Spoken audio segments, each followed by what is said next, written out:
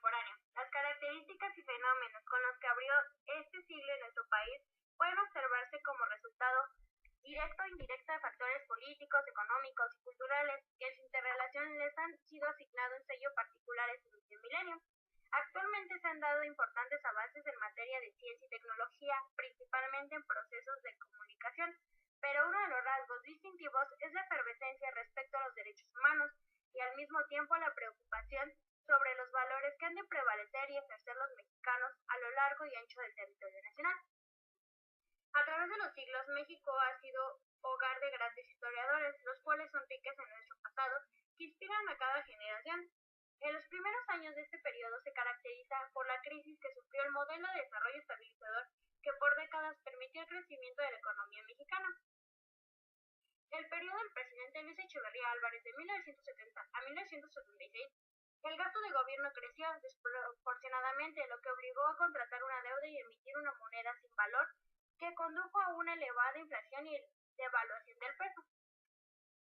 Se dice que el descubrimiento de importantes yacimientos petrolíferos en el territorio mexicano se dice que los descubrimientos bajo el gobierno de López Portillo, la caída de los precios internacionales del petróleo dejó al país en una situación aún más difícil, pues se habían adquirido grandes deudas ante la perspectiva de los ingresos petroleros. En el gobierno de Miguel de la Madrid Hurtado de 1982 a 1988 la economía fue orientada hacia la liberación económica y la crisis agudizó el descontento que existía desde los sucesos de 1968 a mediados de los 70, los movimientos políticos y sociales. A continuación les voy a hablar de los hechos más importantes que resaltan sobre el México contemporáneo. El 5 de febrero de 1917 se proclama la nueva Constitución del mismo año. En 1926, el presidente Plutarco Elías Calles lanza un decreto llamado Ley de Calles, donde se le quitaron derechos a la Iglesia, lo que desató la Guerra Cristera, que terminó en 1929. El 18 de marzo de 1938, durante la presidencia de Lázaro Cárdenas, se llevó a cabo la expropiación petrolera. En 1942, durante la Segunda Guerra Mundial, submarinos alemanes hunden 2 barcos mexicanos, por lo que el presidente Manuel Ávila Camacho declara la guerra a los países del eje y manda al escuadrón 201 a participar en la guerra uniéndose a los dos aliados. En 1968, a punto de comenzar las Olimpiadas en el país, estalla la violencia por parte del gobierno contra un movimiento estudiantil en la Plaza de las Tres Culturas, en la Ciudad de México, causando muchas muertes. En 1982, el presidente José López Portillo nacionaliza la banca. En 1994, estando como presidente Carlos Salinas de Gortari, se firma el Tratado de Libre Comercio con Estados Unidos y Canadá.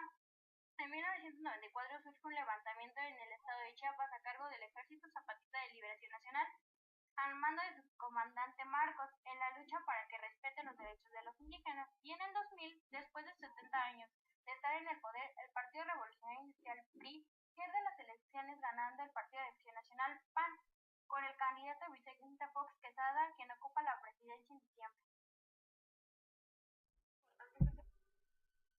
Otro de los aspectos más importantes es el de la sociedad. A partir de 1940, el país aceleró su crecimiento económico y con ello se propició el establecimiento de mejoras políticas sanitarias y de beneficio social que mejoraron las condiciones de salud pública y disminuyeron así las tasas de mortalidad.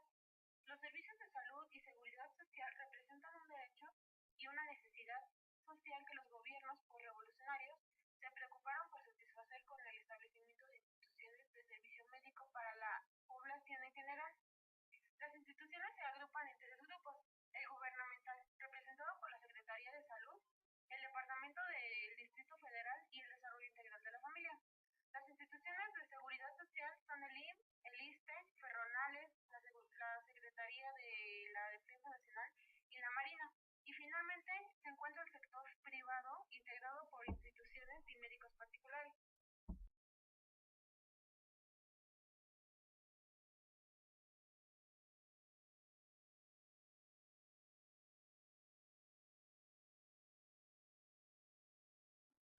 Uno de los aspectos culturales después de la Revolución fue la poesía, la cual tuvo un florecimiento importante.